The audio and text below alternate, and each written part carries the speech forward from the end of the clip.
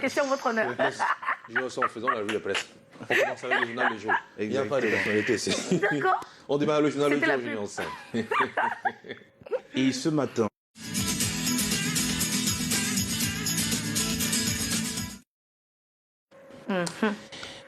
eh bien, ce matin, nous débutons cette revue de presse avec le journal Le Jour qui est un kiosque ce matin à sa une de ce jour. Eh bien, ce journal se pose la question, en tout cas, nous démontre comment fonctionne le tribunal militaire. Et bien évidemment, il s'agit là d'un ouvrage d'un colonel magistrat à la retraite qui traite du rôle et de la compétence de cette juridiction. En tout cas, le livre est donc disponible. Les détails sont contenus en page 9 de ce journal. L'ouvrage reviendra sur le fonctionnement systématique du tribunal militaire au Cameroun. Et bien sûr, le même journal Le Jour s'intéresse à la culture, parlant justement de l'artiste Blick Bassi qui était au Cameroun il y a quelque temps, participe à l'écriture de l'histoire de mon pays, s'exclame donc l'artiste et écrivain camerounais que l'on peut voir au bas de une de ce journal. Le journal revient donc sur cette affaire concernant Blick Bassi qui veut réécrire l'histoire, du moins qui veut écrire l'histoire du Cameroun, coopté tout simplement par la France. Nous y reviendrons. Et dans la suite de cette revue de presse, un autre journal est également au rendez-vous. C'est bien sûr le quotidien Éco-Santé. Et vous le voyez très bien à la une de ce journal. On parle de la journée internationale de la femme. Et on montre là des plumes et des voix d'or féminines de la santé au Cameroun. Plusieurs images de femmes reviennent donc à la une de ce journal. Vous pouvez le voir d'ailleurs à la 3e position. On a une femme qui travaille ici même à Canal 2 international, Mireille Flore Desfofoso, qui fait partie donc des femmes qui de plus en plus portent la voix de la médecine dans le milieu des médias au Cameroun. Mireille Flore Desfofoso avec son émission Check-up et plusieurs autres programmes. Donc un jour un événement, eh bien c'est l'une des femmes qui au quotidien a fait de la santé son domaine de prédilection. En tout cas, plusieurs autres femmes sont donc à la une de ce journal ce matin. Vous le verrez tout simplement en vous offrant ce journal. Eh bien, il faut dire que ces femmes sont issues de la radio, de la presse écrite et de la télévision. Ces femmes ne ménagent aucun effort au quotidien pour informer les populations sur les questions de santé. Ceci dans le but d'améliorer le système de santé camerounais. Lis donc le portrait en page 3 à 8 du journal en kiosque de ce jour. Et nous poursuivons ce matin avec un autre journal qui est également en kiosque, et c'est bien sûr la Nouvelle Expression qui parle du président Paul Biya qui a donc décidé d'augmenter les salaires personnels de l'État, bien évidemment. Le président de la République a signé hier lundi 6 mars 2023 un décret portant revalorisation de la rémunération mensuelle de base des personnels civils et militaires à un taux moins de 5,2%. Le secteur privé attend sa part. Peut-on lire donc à la une de ce journal? D'autres détails sont contenus en page 3 de ce journal. Et puis le même journal s'intéresse à l'esclavage et à la colonisation, le contrat de la France avec l'Afrique.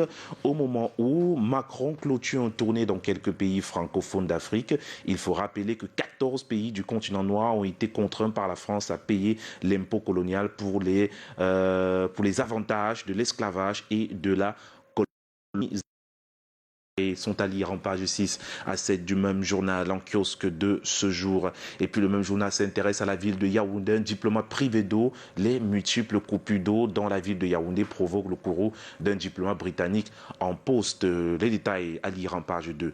On parle également du peuple centrafricain pris en otage. Touadéra charge les Occidentaux au sommet des pays les moins avancés à Doha. Le président centrafricain Faustin Archange Touadéra a fustigé le pillage des ressources de son pays et les visées géostratégiques des puissances étrangères qu'il accuse de prendre le peuple centrafricain en otage. Pour mieux comprendre cette affaire, offrez-vous le journal et rendez-vous à la page 11 de ce matin. Et nous poursuivons avec un autre journal qui est également en kiosque, c'est bien sûr Riposte de ce jour s'intéresse à la ville de Nkonsamba, par exemple la commune de Nkonsamba premier, où l'organisation internationale pour la santé, non, on parle plutôt de l'OIM, voilà, et l'UNESCO, voilà, qui forment les déplacés internes à l'entrepreneuriat, important foyer d'accueil des victimes de l'insécurité dans certaines régions du Cameroun. Eh bien, la mairie de Constant Premier, sous la houlette de son maire, a conduit et encadré un processus de formation de plusieurs jeunes dans divers projets d'autonomisation en partenariat avec des institutions internationales spécialisées. La cérémonie de remise des parchemins, en tout cas, plus de détails sont contenus dans ce journal en kiosque ce matin. On parle donc d'une affaire de formation et nous poursuivons ce matin avec un autre journal, Vision économique. Vision économique est également en kiosque, s'intéresse ce jour à la préservation des forêts au Cameroun. Un fonds de 65,5 milliards de francs CFA pour soutenir le bassin du Congo pendant la conférence One Summit Forest qui s'est tenue la semaine dernière à Libreville au Gabon.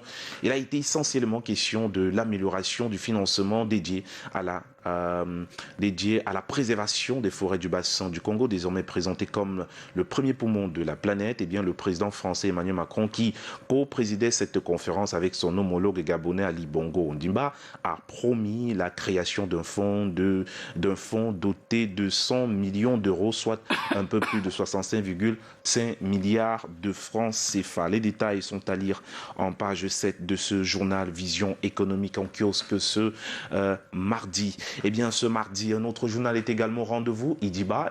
Ce journal s'intéresse à l'affaire Martinez-Zogo. On va dire que on parle là de l'inculpation, d'Amougou Bellinga. C'est la décision prise par le commissaire du gouvernement, plaçant Jean-Pierre Amougou Bellinga en détention préventive à la prison principale de Koningui suite à son inculpation pour complicité de torture. À lire donc cette série en page 5 de ce journal. Et puis le même journal parle du journalisme, du métier de journalisme, une profession en danger au Cameroun.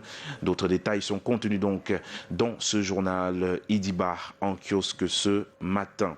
Et dans la suite de la revue de presse, Mutation est également en kiosque. Le journal Mutation parle de cette crise arabe choix Mouscoum qui revient en tout cas. Donc cette fois-ci c'est le SOS déplacé arrivé dans le Djamari en provenance du Logon Echari et du Mayo Dané entre décembre 2021 et octobre 2022. Plus de 5000 Camerounais vivent dans une précarité préoccupante.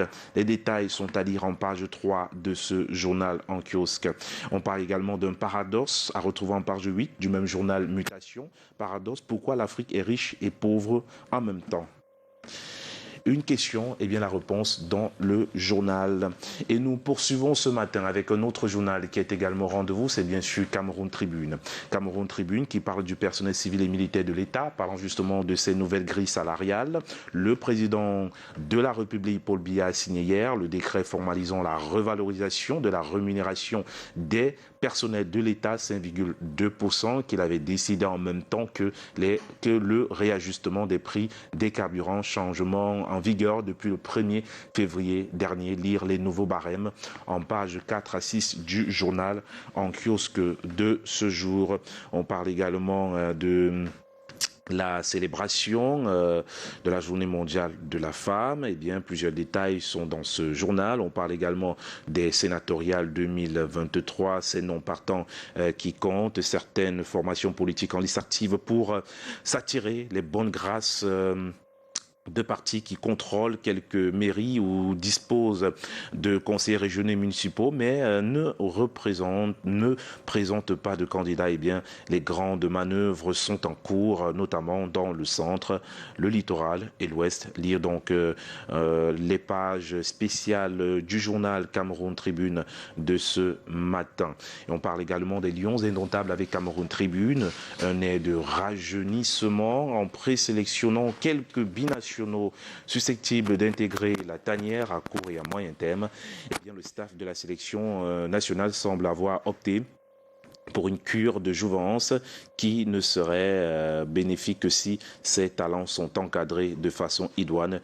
Lire le focus en page 30 à 31 dans le journal Cameroun Tribune. Et nous poursuivons ce matin avec un autre journal qui est également au rendez-vous, c'est bien sûr l'économie quotidienne. L'économie quotidienne qui s'intéresse aux PME, aux industries pharmaceutiques, en tout cas, les secteurs qui tirent le plus grand avantage des mesures fiscales, nous dit donc l'économie quotidienne. Il s'agit majoritairement de ceux dont les activités participent à la promotion de l'import-substitution.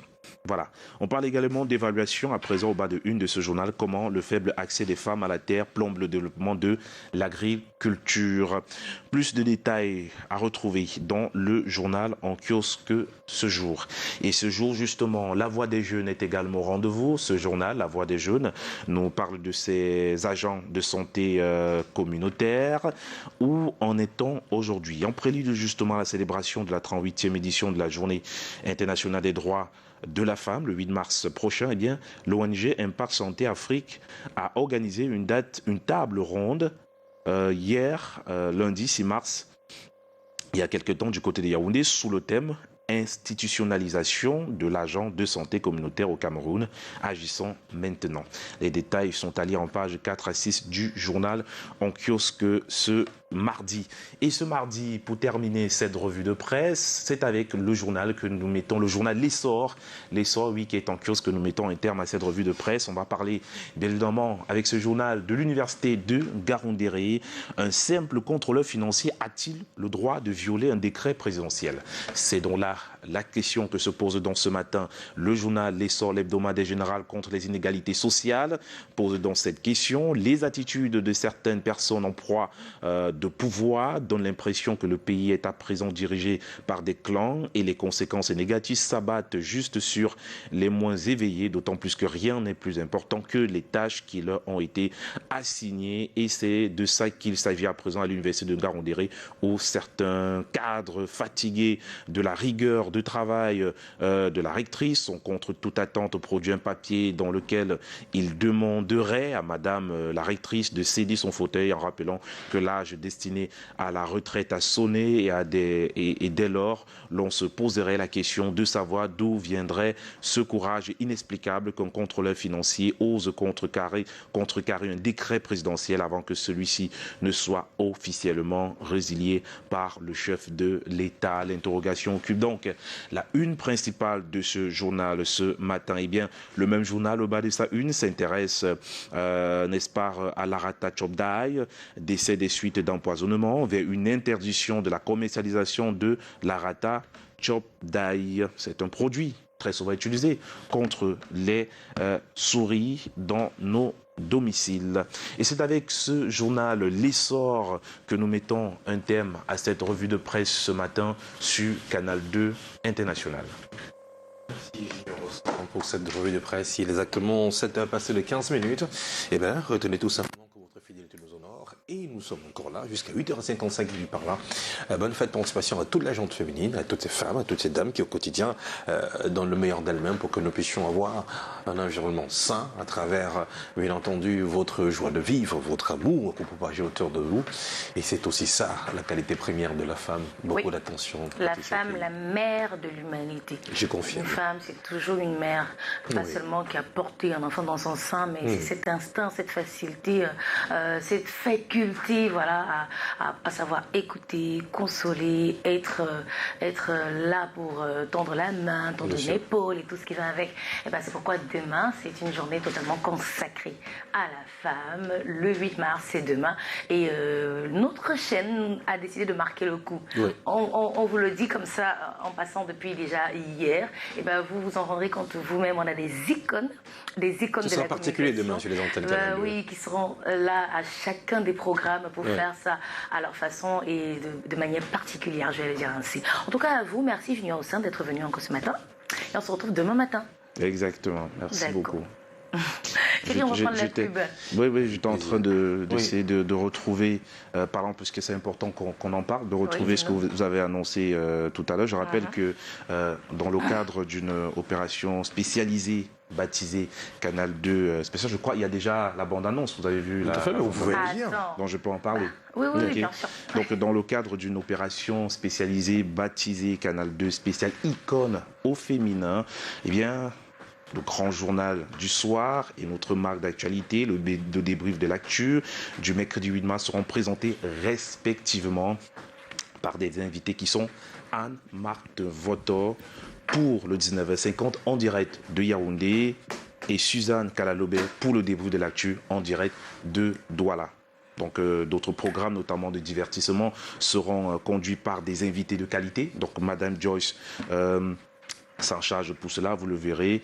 Donc Anne-Marthe Voto prend à la conférence de... du moins, Anne-Marthe Voto qui déjà fait partie de la conférence qui prendra part à la conférence de rédaction du côté de Yaoundé pour préparer tout cela avec le directeur de l'information, Rodi Tonguet, en tout cas. Et pour finalement être au 19h50.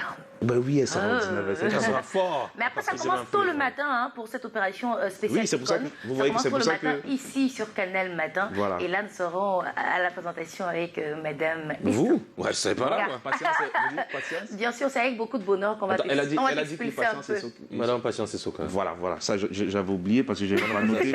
J'ai pas été préparé, mais voilà. Parce que vous faites la version journal, nous, on est dans la version nous. Au revoir, Junior. Vous pouvez partir, c'est bon. Et à demain. Bon, je ne sais pas si on va quand même vous permettre, vous, de venir quand même vous exprimer un peu demain. Normalement, non. Il n'y a pas de revue. Il y aura la revue, mais tu n'es pas obligé d'être là. C'est les C'est pour les femmes. Tu peux trouver une femme pour faire la revue demain. Il y a les Pidjou, il y a beaucoup de femmes. Il y a Aimé Catherine Moukouri, elle peut faire la revue. Et toi, tu te casses, tu vas faire autre chose. Tu leur prépares du café, par exemple. Et tu vas sur le terrain faire des reportages pour elle. Merci, on se retrouve dans quelques instants. Il est temps. En fait, on a compris, et depuis longtemps déjà maintenant, que la journée internationale de la femme, c'est pas une journée de dérive, de festivité à non plus fini, mais c'est déjà montrer pourquoi même on nous célèbre. En fait, on nous célèbre parce qu'on peut, on nous célèbre parce qu'on sait, on nous célèbre parce qu'on est capable, et c'est ça le créneau de Canal de demain. On sait qu'on connaît tout ça. La femme peut. On sait. Bon, mais ça va. vous portez indépendant comme nous. Vous faites tout. On porte encore les perruques. Non. Allez, on prend la pub. On se retrouve aussi derrière. Allez. À tout de suite. 12e édition de la Foire internationale des affaires et du commerce de Douala. Ce sera du 5 au 16 avril 2023 au parc Vita de Bonamoussadi. Les travaux de génie civil pour les espaces d'exposition et d'animation de la FIA